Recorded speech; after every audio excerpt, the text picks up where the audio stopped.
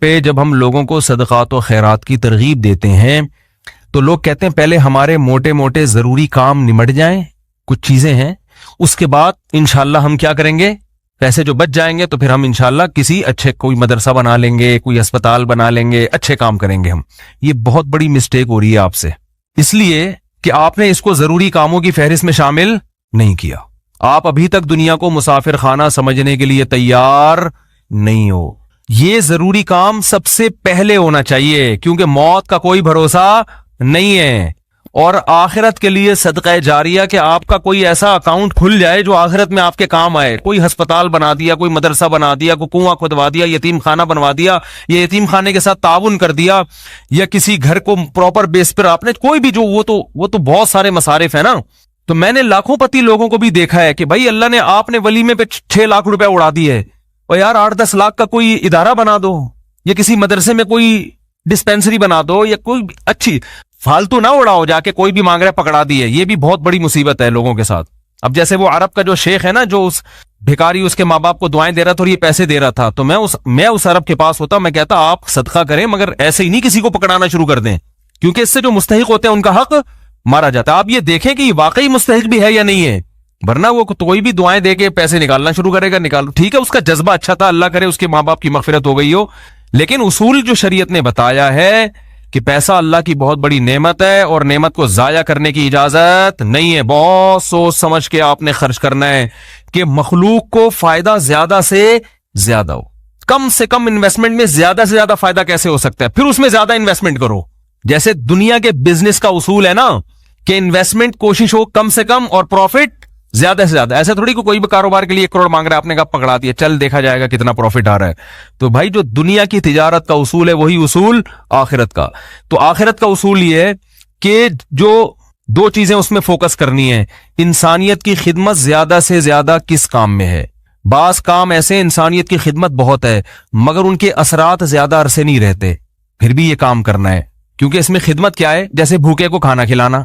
اب ایک آدمی کے پاس کھانے کے پیسے نہیں، علاج کے پیسے نہیں، وہ تو مر جائے گا بیچارہ، بھوک کی تکلیف کون برداشت کر سکتا ہے۔ تو بھوکے کو کھانا کھلانا یہ بظاہر صدقہ جاریہ تو نہیں ہے، کیونکہ یہ زیادہ ٹائم تک چلے گا نہیں نا، کھانا کھا لیا پیٹ بھر گیا بس ختم، لیکن یہ خدمت بہت بڑی ہے، تو اس کو بھی فوکس کرنا ہے۔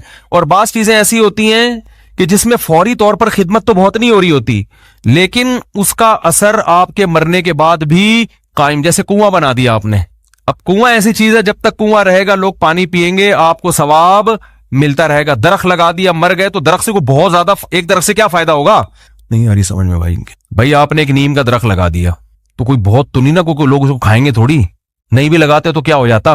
تو اس میں انسانیت کا فوری طور پہ کوئی بہت زیادہ فائدہ نہیں ہو رہا ایک درخت سے، لیکن اس کے اثرات بہت دیر تک قائم رہیں گے۔ یعنی آپ مر بھی گئے تو درخت کے نیچے کوئی بھی چھاؤں لے گا، درخت آکسیجن سے فائدہ پہنچائے گا، چرند پرند اس سے کھائیں گے۔ تو آپ صلی اللہ علیہ وسلم نے فرمایا، صحیح مسلم کی حدیث ہے، جس نے درخت لگا کے مر بھی گیا تو جب تک درخت رہے گا اس کو ثواب ملتا رہے گا۔ تو اس میں فائدہ تو کم ہے لیکن دیر پا ہے، مرنے کے بعد بھی یہ عمل چلتا رہے گا۔ تو ان 2 قسم کی چیزوں کو فوکس کرنا ہے، اور کچھ چیزیں ایسی ہیں جس میں جسمانی فائدے کے ساتھ دینی فائدہ بھی ہے، جیسے دینی مدارس کو سپورٹ کرنے کا فائدہ کیا ہوتا ہے، غریب طلبہ کو کھانا بھی ملتا ہے، علم بھی ملتا ہے، وہ عالم بن کے دنیا میں کام کرتے ہیں۔ تو صدقہ جاریہ بھی مرنے کے بعد وہ علماء جو کام کریں گے، پھر آگے ان سے جو ہدایت پھیلے گی، پھر وہ لوگ آگے جو تبلیغ کریں گے، تو جب تک اسلام باقی رہے گا آپ کو ثواب ملتا رہے گا۔ لیکن اب یہ بھی نہیں کہ کسی بھی مدرسے میں اٹھا کے دے دو، سوچ سمجھ کے کون کام کر رہے ہیں، کون ویژنری لوگ ہیں، کون بہت، اس میں پھینکنا نہیں ہے میرے بھائی۔ جیسے دنیا کی تجارت میں پیسہ پھینکا نہیں جاتا، بہت سوچ سمجھ کے۔ کوئی بھی آپ کے پاس آئے بولے 1 لاکھ روپے دو، میں پیسے کما کے آپ کو ہر مہینے 6,000 روپے دیا کروں گا، آپ پکڑا دو گے؟ ہیں انکوائری کرو گے بھائی 1 لاکھ کہاں، کون سا کاروبار آ گیا جس میں 1 لاکھ پہ آپ مجھے 10,000 دو گے یا 6,000 دو گے؟ وہ بتائے گا یہ ہے، اچھا مجھے دکان دکھاؤ چل کے۔ پھر جب آپ کو دکان دکھائے گا تو آپ کہو گے جب 1 لاکھ پہ آپ 6,000 کما سکتے ہو تو اپنے ہی لگا لو۔ ہیں کیا خیال ہے بھائی؟ میرے والد صاحب نے کہا تھا جو بھی آئے نا پیسے مانگنے اور کہے کہ اس انویسٹمنٹ میں اتنا پروفٹ ہے، آدھا تمہیں دوں گا آدھا خود رکھوں گا، تو اس سے پہلے پوچھو کہ تمہارے پاس کتنے پیسے ہیں، وہ بتائے اتنے، تو پھر پورے اپنے کیوں نہیں لگا لیتے، اس میں پورا پروفٹ خود رکھو۔ کیا خیال ہے بھائی؟ ہاں وہ غریب آدمی ہو تو ایک الگ بات ہے، اور اللہ کا شکر ہے مجھے اس کا فائدہ ہوا ایک دفعہ ہوا, دوسری دفعہ والد صاحب کی نصیحت پہ عمل نہیں کیا تو سارے پیسے ہی الحمدللہ سارے ڈوب گئے تھے. ٹھیک ہے, ایک دفعہ فائدہ بھی ہوا. ایک صاحب جو ایک بڑے پوش ایریا میں رہتے تھے, میں چونکہ اس ایریا کا نام لوں گا تو کہیں ایسا نہ وہ سمجھ جائیں, لیکن قصہ پرانا ہو گیا وہ نہیں سمجھیں گے, پھر بھی احتیاط یہی ہے کہ نام نہ لیا جائے. مالدار علاقے کے تھے, مجھے کہنے لگے کہ میں یہ کاروبار کرنا چاہتا ہوں. اچھا, اس ایسے ایریا میں رہتے تھے کہ مجھے پتا تھا اتنے پیسے تو ان کے پاس ہوں گے ورنہ اس ایریا میں رہ نہیں سکتا آدمی. اب ایک آدمی ڈیفینس, ایک مثال دے رہا ہوں ڈیفینس کی, ڈیفینس میں رہتا ہو اور کہ میری تنخواہ 10,000 روپے, تو آپ کہو گے بھائی 10,000 والا ڈیفینس میں نہ کرائے پہ رہ سکتا ہے اور اپنا گھر ہو تو سوال ہی پیدا نہیں ہوتا کروڑوں کا تو نے گھر کیسے خرید لیا 3 کروڑ کا ہے بھائی. ہو سکتا ہے 4 کروڑ. اسٹیٹ ایجنٹ والے مجھے پھر فون کریں گے آپ نے ڈیفینس کی ویلیو کیا کر دی ہے, بیان میں گرا دی ہے. تو میں مثال دے رہا ہوں, یا اب ہر بیان کو نا لوگ بڑے سینسٹیو بن کے لے رہے ہوتے ہیں کہ آپ نے ڈیفینس میں 3 کروڑ بول دیے, ہماری تو ویلیو. تو اب کیونکہ شہرت ہو گئی ہے نا تو ہر چیز کو کوئی بہت زیادہ لوگ سیریس ہو رہے ہیں. 25 کروڑ ٹھیک ہے نا, 25 کروڑ کا. اب اس سے پھر لوگ پریشان ہوں گے, یار ہم لے رہے تھے آپ نے قیمت بڑھا دی. تو بھائی یہ محض ایک مثال ہے, مجھے نہیں پتا ڈیفینس میں قیمتیں کیا چل رہی ہیں, تو کچھ بھی لگا لو قیمت. تو آپ نے کیا کیا, بات کیا چل رہی تھی, ہاں بندہ میرے پاس آیا, رہتا پوش ایریا میں, مالدار علاقے میں, مجھے کہنے لگا آپ مجھے پیسے دو, میں یہ چیز خرید کے بیچوں گا, آدھا پروفٹ آپ کا آدھا میرا. تو مجھے ابا کی بات یاد آ گئی. میں نے کہا جو اتنے انویسٹمنٹ آپ مجھ سے کروا رہے ہو تو یہ چیز آپ خود خرید کے بیچ دو پورے پیسوں کی, پورا پروفٹ آپ کا, مجھے آدھا کیوں دے رہے ہو؟ انویسٹمنٹ جو مجھ سے کروا رہا ہے اور آدھا پروفٹ دے رہا ہے, اس کا مطلب وہ رسک لینے کے لیے تیار نہیں ہے. بولے ڈوبیں تو اس کے ڈوبیں, اس کا مطلب آپ کو خود پتا ہے کہ یقینی پروفٹ نہیں ہے. سمجھتے ہو کہ نہیں سمجھتے؟ تو کسی کو پیسے دینے سے پہلے جیسے انکوائری کرتے ہو نا, صدقہ خیرات سے پہلے بھی ایسے انکوائری کیا کرو, کیونکہ آپ کے پاس لامحدود رقم نہیں ہے. غیر مستحق کو دینے کا سب سے بڑا نقصان یہ ہے کہ مستحق لوگ رہ جاتے ہیں. لوگ کہتے ہیں کسی غیر مستحق کو چلا گیا تو کیا ہے, او بھائی پھر اتنے پھر مستحقین رہ جائیں گے اس سے. اور ثواب کمانا ہے نا, تو ثواب تو جب ہی ملے گا جب آپ کا پیسہ صحیح جگہ پہ جائے گا. جو غیر مستحق ہو اس کو ہدیہ دے دیا کرو بھائی دوستی یاری میں, کہ چل یار گفٹ ہے. بات آ رہی ہے سمجھ میں؟ تو یہ میں اہم پوائنٹ کی بات بتا رہا ہوں کہ 2 جگہ خرچ کرنا ہے, ضرورت اور دوسرا جس کا اثر دیر پاؤ. تو صدقہ جاریہ بھی اچھی چیز ہے اور انسانیت کی ضرورت پوری کرنا. آپ کہہ سکتے ہیں یار ایک بھوکے کو کھانا کھلا دیا, پیٹ بھر گیا, تو وہ تو بس ایک ثواب مخصوص مل گیا, تو اب تو ختم نا. صدقہ جاریہ تو قیامت تک رہتا ہے. یہ اس لیے بتا رہا ہوں کہ ہم بعض دفعہ لوگوں کو بتاتے ہیں کہ یار یہ دیکھو یہ غریب ہے, اس کو بیوہ ہے, اس کے گھر میں راشن ڈال دو. کہہ رہے ہیں نہیں ہم تو صدقہ جاریہ چاہتے ہیں. تو یاد رکھو صدقہ جاریہ کے اپنے فضائل ہیں کہ وہ چلتا رہے گا آپ کا, لیکن بھوکے کو کھانا کھلانے کے, اس کی ضرورت پوری کرنے کے اپنے, وہ ثواب تھوڑا ہے لیکن وزنی بہت ہے. وزنی کیسے؟ حدیث میں آتا ہے قیامت کے دن اللہ اعلان کریں گے, جب میدان حشر ہوگا نا, بہت سختی کا دن ہوگا, تو اللہ اعلان کریں گے کہاں ہیں وہ لوگ کہ جب میں بھوکا تھا تو انہوں نے مجھے کھانا کھلایا, میں پیاسا تھا تو انہوں نے مجھے پانی پلایا, آج ان بھوکوں کو میں کھلاؤں گا کیونکہ انہوں نے مجھے کھلایا تھا. جیسے ہوتا ہے نا, آپ کو بھوک لگ رہی تھی, کسی نے آپ کا اکرام کیا, تو اب آپ کو کہیں وہ بھوکا نظر آئے تو آپ سب سے پہلے اس کو کھلاؤ گے نا. یار میں ٹی وی میں آ رہا ہوں کیا ہے, تھک گئے ہو تو بیان ختم کر دیتا ہوں, بس ویسے ہی بھی ختم ہونے والا ہے. دیکھو غیرت مند انسان کیا کرتا ہے, آپ بھوکے تھے اور آسان مثال, آپ کی گاڑی میں پیٹرول ختم ہو گیا, آپ نے پیٹرول پمپ والے سے کہا یار تھوڑا سا ڈال دو, پیسے بعد میں دے دوں گا میں آپ کو, ابھی جیب میں ہے نہیں. اس نے کہا چل یار ڈال دیا پیٹرول, میں اپنے پیسوں سے ڈال رہا ہوں, جاؤ یار. ایک دن کیا ہوا, اتفاق سے آپ پیٹرول پمپ کے مالک بن گئے. وہ آیا گاڑی لے کے, پیٹرول نہیں ہے, لائن لگی ہوئی ہے, بہت سے غریب آ گئے بغیر پیٹرول کے نا. ٹھیک ہے نا, اب آپ کے پاس محدود پیٹرول ہے, تو آپ کس کی گاڑی میں ڈالو گے؟ آپ اعلان کرو گے بھائی جنہوں نے میری بائک میں یا گاڑی میں پیٹرول ڈالا تھا نا, وہ بندہ آگے آ جائے, اس کو تو اس کی ضرورت تو پوری کرنی ہے. تو ایک عام انسان جب یہ کام کرتا ہے تو اللہ تو غیور ہے بھائی, تو اللہ اعلان کرے گا, بھوک اور پیاس میں لوگ تل ملا رہے ہوں گے, اللہ کہے گا سب سے پہلے ان کو کھلاؤں گا جنہوں نے جب میں بھوکا تھا مجھے کھلایا, جب میں پیاسا تھا مجھے پلایا. تو لوگ کہیں گے اللہ تو کہاں بھوکا ہو سکتا ہے, تو اللہ کہیں گے میری مخلوق میں فلاں شخص بھوکا تھا, تو اس کا بھوکا رہنا ایسا ہی ہے جیسے میں, کیونکہ حدیث میں آتا ہے الخلق عیال اللہ. جیسے گھر کا کوئی سربراہ ہوتا ہے نا, تو بچے بھوکے ہوں گے تو تکلیف کس کو ہوتی ہے, باپ کو ہوتی ہے کہ نہیں ہوتی ہے؟ تو آپ صلی اللہ علیہ وسلم نے فرمایا اللہ کی مخلوق بھی ایسے جیسے اللہ کے اہل و عیال, اللہ کا تو اہل و عیال نہیں ہوتے لیکن مثال دی ہے, ایسے ہی ہے. اللہ کو ان کی فکر ایسے ہی ہے. وہ الگ بات ہے بہت سے بھوکے مرتے ہیں, یہ اللہ کی تقدیر ہے, یہ اللہ کی حکمت ہے. دنیا کو اللہ نے ایسے ہی چلایا ہے کہ کسی کو ملے گا کسی کو نہیں ملے گا. یہ اب اس میں تو اللہ سے نہیں الجھ سکتے.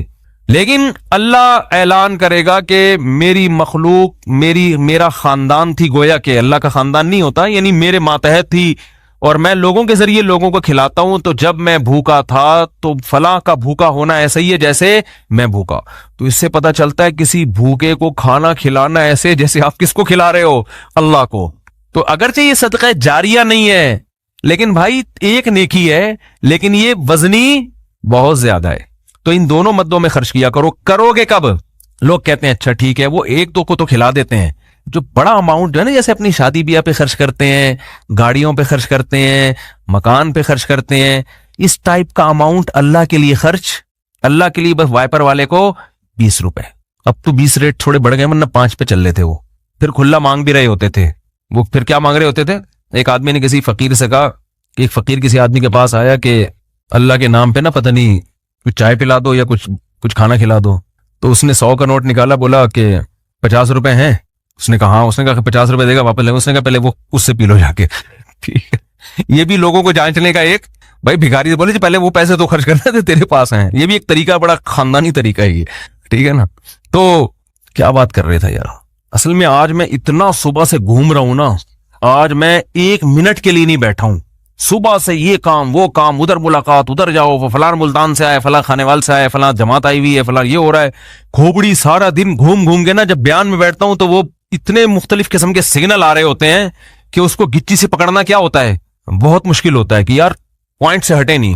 تو ہاں، میں یہ عرض کر رہا تھا، جلدی سے بات سمیٹ کے ختم کرتا ہوں، کہ لوگ یہ کہتے ہیں کہ پہلے موٹے موٹے کاموں سے فارغ ہو جائیں، یہ بھی، اس کے بعد جب بچا کے بڑھاپے میں بالکل اینڈ میں جا کے اتنے پیسے کسی مدرسے کو دے دیں گے.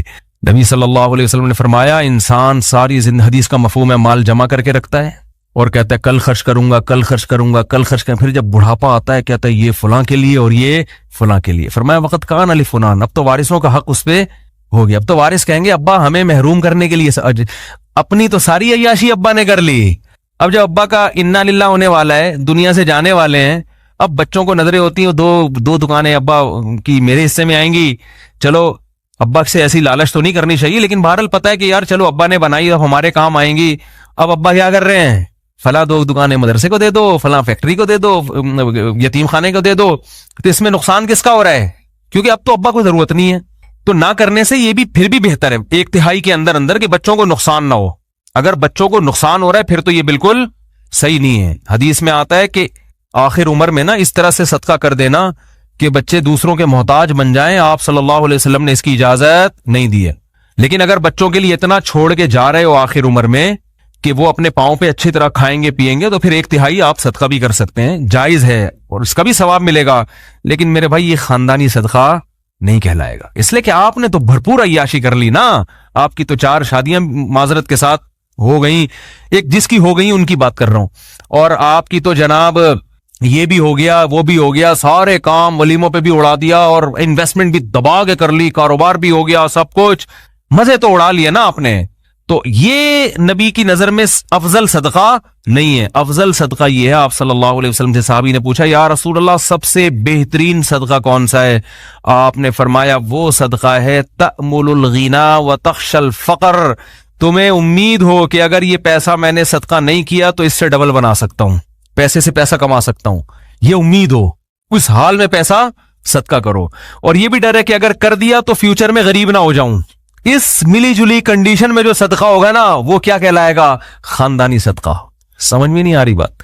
تو اس لیے صدقات و خیرات میں یہ نہیں کہہ رہا، یہ تو حدیث میں بھی منع ہے کہ اتنا کر دینا کہ کل لوگوں کے محتاج بن جائیں، یہ تو جائز ہی نہیں ہے نا، کہ اپنے ضروری جو بیوی بچوں کے ہیں وہ تو بہرحال، لیکن صرف اتنا کر لیں کہ آپ جب یہ کہتے ہیں نا کہ میرے یہ چند ضروری کام ہو جائیں تو پھر میں یہ کروں گا، یہ الفاظ غلط ہیں.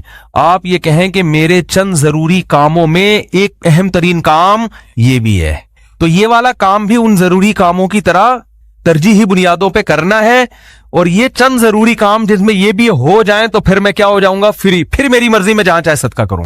بہت مشکل ہے بات سمجھانا. تو بڑی انویسٹمنٹ جیسے بزنس پہ کرتے ہیں، بڑی انویسٹمنٹ جیسے شادی پہ کرتے ہیں، بڑی انویسٹمنٹ جیسے اپنے بچوں کی ایجوکیشن پہ کرتے ہیں، ایسے ہی ایک آدھ بڑی انویسٹمنٹ آخرت کے لیے بھی کرنی چاہیے. समझा पा रहा हूं अपनी बात को? लेकिन वो खानदानी इन्वेस्टमेंट हो, मरे तो पता चले कि यार एक अस्पताल है, चल रहा है भाई गरीबों के लिए। समझते हो या नहीं समझते हो? देखो गोरे भी बड़ी बड़ी इन्वेस्टमेंट करते हैं, लेकिन उनका कोई बच्चों का उन पे टेंशन नहीं होती ना बेवा का ख्याल है उनको, ना बच्चों का ख्याल है। आपके लिए सदका करोगे सवाब मिलेगा, क्योंकि आप तो पूरी फौज छोड़ के जा रहे हो अगर मेरे बयान सुनते हो। क्या ख्याल है? ठीक है ना, पूरी फौज है आपकी।